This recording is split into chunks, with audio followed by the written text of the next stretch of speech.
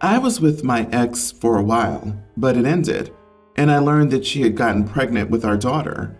She was unwilling to co-parent, so to see my daughter, we needed to have it out in court. I won equal custody, but within a year of that, she was hardly ever around. Then she became pregnant, and her son was born with no father in the picture. She was not stable and didn't give a crap about him at all. It got to the point where she was willing to drop him off with someone else, anyone else, and leave him. I told her I would raise him, but she decided I should pay to get him. This became another court battle. Ultimately, she was too unstable to keep him, so he became my son, and I adopted him very soon after. I raised my kids alone, and I've done my best to give them a good life. They didn't see or hear from their mom for years. Now both are in their teens, and she's back with 2 more children. She expected me to take in her other 2 kids, but I said no. I told her I was not going to start raising and being responsible for all the children she had. She didn't ask about my kids at all. She was just focused on the younger 2. She doesn't even want the same arrangement with them. She wants to raise them, but for me to act as a father and pay for them like they're mine. Now she's started to show up with her kids and push them on me. They have called me dad every time they see me and asked why I don't want them. I'm not sure how old they are. Both are younger than 8. I told my ex to stop using her kids that way and that I would not change my mind. She didn't listen. The last time she showed up with them was at my son's sport game. Her kids came to sit by me and started calling me dad and saying they loved me. I decided that it had gone on too long and took them aside and told them I was not their dad and that their mom was mistaken and that I was sorry that they'd been led to believe something that wasn't true. They got upset, and my ex raged at me and told me it was not my place. She accused me of saying they weren't good enough since I stepped up and raised my son when he wasn't mine, and her younger kids shouldn't be different. Am I the idiot? Not your place? Not your place? What the heck? Either you're their father and therefore get an equal say in what the children are told and equal responsibility for the consequences, or you're not their father and therefore have no obligation to play along with her manipulative game. Not the idiot. And you need to get a restraining order against her and call CPS immediately. She's messing with their heads mentally and coaching them on what to say to you, as well as making them believe you, the father, don't want them. Get her toxic self away from you and your children and call whoever you need to so those babies can get some help. How do people live like this? This person is just popping out babies and dropping them off like she bought a pizza. I'm sorry you've been put in this position. Strangely, their mom isn't pursuing their actual father to be a dad to them, but I suspect that they're coming to you because you stepped up before, which is commendable, and your 2 children are so fortunate to have you. You must seem like an easy target to her. I hope she realizes that this behavior will traumatize her kids, and I hope you get some peace soon. She probably isn't doing this to her younger children's fathers because I'm betting their birth fathers are not good daddy material like OP is. They were probably fun party guys, and maybe she doesn't even know who their fathers are. But hey, OP did it before, so he can do it again. What a terrible mother and person she is. She's trying to get you attached enough to agree to what she wants. I'm sorry, OP, that she put you in this position. My sister had just given birth about a month and a half ago, and I went over to help her with the baby and house chores since her husband couldn't take a leave from work. The problem is that my sister is an extremely outgoing person and loves going to places and trying out new things. On the other hand, I'm burnt out, and all I'm thinking about for an outing is how I'll be carrying the stroller across the long metro stairs, the baby needing a diaper change, and us running to the nearest toilet, the heavy traffic, the loud noises. In short, I see it as a stress and a chore, not something I do out of enjoyment. For several days now, I've been holed up in my room and refusing to go out with her while she goes alone. Finally today, she told me we would just go to the nearest park and that it's unhealthy for me to stay cooped up in the house all the time. I declined again, and she became upset and said she wasn't in the mood to go out anymore. She asked why I was even over if all I wanted to do was stay home, that she was depressed and I was making her feel worse. I told her she could always go by herself and leave the baby with me, but she said that defeats the point of having company. She grumbled about no one caring about her and went into their bedroom and shut the door. I thought maybe I should have just sucked it up and gone with her, but I don't know why she insists on me going out too when I say I'm exhausted. I don't know. Am I the idiot? Edit. I'm helping out with things she has to exert physical effort to do, like cleaning the bathroom, mopping the floors, doing laundry, cooking, and going with her to doctor's appointments. I work freelance, and it hasn't been easy to do this. I'm seeing a therapist for major depressive disorder. I quit my job and became a freelancer to have the flexibility I need to manage my illness. I wanted to contribute whatever I could, but it's not helping, as I realize now. Not the idiot. You're cleaning, cooking, and helping care for the baby while struggling with your mental health? Your sister sounds like an ungrateful brat.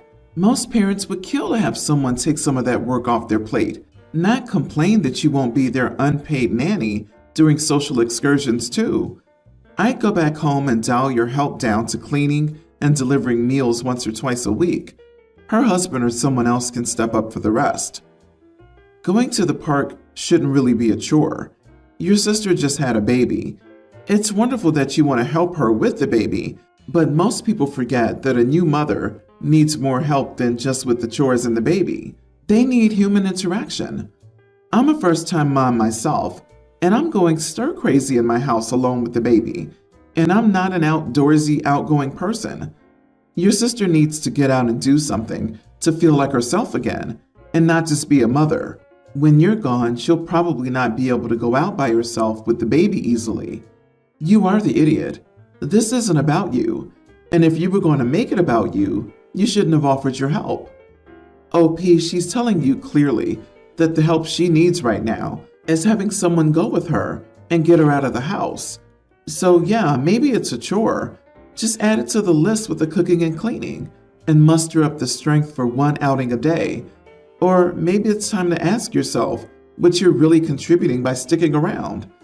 Honestly, just go home. You're clearly miserable, and that doesn't help anyone.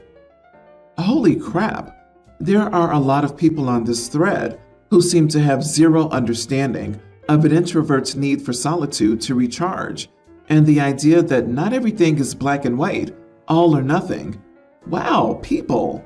I feel bad for all the introverted family members or people in your lives who must tolerate your, if you don't have the energy to just do everything you're asked, just get out attitude. OP is under no obligation to be there in the first place. She's helping in whatever capacity she's able, and anything asked of her beyond that is just entitlement. I married my husband 4 years ago, and I've known him for years. He has an older sister who does not like me. My crime? Her husband got a little too flirty with me when my husband introduced us all, and he had to be told to back off by my husband and me. Of course, I was the witch trying to steal her man. The fact I never did anything to encourage it and actively told him to stop and walked away wasn't enough. It wasn't an isolated thing with him, but my husband intervened to ensure he knew we meant business. She has 3 kids with her husband. Ever since the day we met, she's kept me at arm's length with her kids, and she's rude, very rude. She also has treated me in very childish ways, but it's whatever. I won't force myself into a place that I'm not wanted. I'm kind to the kids, but she never wants me to spend time with them or talk to them too much. But now she's jealous because my sister's children are close to me, and my husband and I spoil them since I have fertility issues and might never get to be a mom. She called my husband out first, and he told her that the kids were welcome, but he wasn't going to spend the money we earned together and tell me I needed to stay home or not speak to her kids while they were with him and us. She then confronted me and accused me of treating her children badly. I told her she couldn't mistreat me, keep me out of her kids' lives, and expect them to benefit from me being their aunt. I told her I would love to spoil her kids too, but if I'm not welcome, then I can't. She said I was taking our issues out on her kids. I may have said things wrong here, but am I the idiot? Not the idiot. So she wants your money for her kids, but doesn't want you around, is rude, and actively works against her kids having a relationship with you. She's an entitled idiot, and she only has herself to blame. Brother-in-law has to wear some of that blame too. I don't actually think the brother-in-law is to blame for the way the sister-in-law is treating OP. Sister-in-law chose to blame OP and take out her frustration on OP instead of placing the blame where it's due. For the record, brother-in-law is awful, and what he did was awful. However, sister-in-law is equally awful for making OP the scapegoat. And OP isn't taking their issues out on her kids. She isn't allowed to see them, speak to them, etc. How is she supposed to treat sister-in-law's kids better? Mail them presents every month? Or by sending them a gift card for dinner with a note saying, "Hi nibblings, I'd love to have dinner with y'all at gift card place, but I'm not allowed to take y'all out, so here you go." Sister-in-law is just an unhappy person, looking to make others unhappy with needless drama. She needs to focus on keeping her husband in line rather than look at who you're spending time with. Don't even think twice. People like this are toxic. Hope her kids are not picking up her toxic behavior. It's totally your and your husband's choice on how you deal with her. Don't feel bad about people like this who guilt trip you and play mind games. She's a crab in a bucket, and the best response is to pay no mind and let her scream to no audience. Over a decade ago, my sister gave up custody of her 3 kids to their father. She had issues, couldn't care less about the children at that point in her life, and wanted no responsibility to them whatsoever. So when her ex divorced her, she willingly signed away all parental rights and spiraled out of control. 3 years ago, she hit rock bottom, got her life together, remarried, and had a child. Since then, she's been trying her hardest to reconnect with her other children with no success at all. None of them want anything to do with her. They've all blocked her on all communication avenues and made it very clear that she's not welcome in their lives. The thing my family and sister don't know is that I've been in their lives for a little over 5 years. One of them reached out to me, wanting to reconnect with someone they remembered being kind to them from their mom's side of the family, and from there I've become what I hope is a good uncle to them. I'm very friendly with my ex-brother-in-law, and I'll go and visit them at least twice a year for a week or two. At their request, I've kept this secret from my family, as many of them are just as unstable as my sister is, unfortunately. Somehow my sister learned of this recently, and it all has broken loose. My family has turned against me, declaring me evil and the biggest idiot on the planet for not playing mediator and leaking information to them about the state of my sister's kids. My sister now believes I've been poisoning the well and ruining her chances at reconnecting with her kids. On the one hand, this was their wish. They didn't want my sister to know anything about them. On the other, I can see how much my sister hurts by the current situation. She loves them with all her heart and wants to make things right. So I've reached a moral dilemma. Even with what's going on, I have no plans to try and get my sister into contact with her disowned children. I'm going to respect their wishes until they decide otherwise. I will not attempt to convince them that she's changed, as I feel that's not my battle to wage. Not the idiot. Your family wants someone to blame because they can't face the reality that the relationship between your sister and her kids was irrevocably ruptured because of what she did, and there's no way she can get that back. Tell your family that the choice was never between you and your sister. It was between you and the kids' lives, and nobody from their mother's side of the family in their lives. If these relatives of yours weren't so foolish, they would be grateful that you'd been in the position to make sure the kids were doing okay. Your sister and your family seem to focus on what your sister wants instead of what the kids need and deserve. Her feelings aren't the priority. Also, out of everyone in your family, those kids only reached out to you, and that breaks your heart. That you can't understand how it doesn't break theirs is exactly why they don't deserve those kids. Those kids didn't remember loving grandparents, cousins, or uncles and aunties. Only one person, you. So you aren't going to take advice from them because they never did right by those kids and still aren't. My mother recently passed away. I, female 30s, was very close to her, and her death hit me hard emotionally. My brother and I inherited equal shares of her life savings. Because I was her only female child, my mother left all of her jewelry to me. She had a fairly large collection of jewelry that's made from various precious metals and gems. It's all very valuable. Before her passing, my mother and I talked to her a lot about her wishes, and she told me she wanted the jewelry passed from generation to generation to the women in the family. My brother, 40s, has 3 daughters, 20, teen, and tween. I discussed it with my brother and mentioned that I intend to gift my eldest niece some of her grandmother's jewelry. My brother asked me about giving some of the jewelry to the other 2 daughters. I said I would when they're both 18 and finished high school. Kids their age usually aren't mature enough to understand the importance of the heirlooms or to take good care of them. When I was a teenager, lots of girls at my school would bring family jewelry to school and it would be stolen. My brother said that I'm being unfair to my nieces and that if I was going to give jewelry to the eldest, all of them should receive jewelry straight away or they'll feel left out. He said I'm not the one who will have to deal with the younger 2 being sad. He suggested I just gift them all of the jewelry now. This is not reasonable. Kids at different ages get treated differently in certain situations because that's what's appropriate. He thinks I'm being harsh on the younger 2 and selfish. So would it make me the jerk to just gift my eldest niece some of the jewelry, leaving out the younger 2 against my brother's wishes? There isn't much my brother could do about it if I did. My eldest niece is financially independent and lives with her fiancé. So, am I the idiot?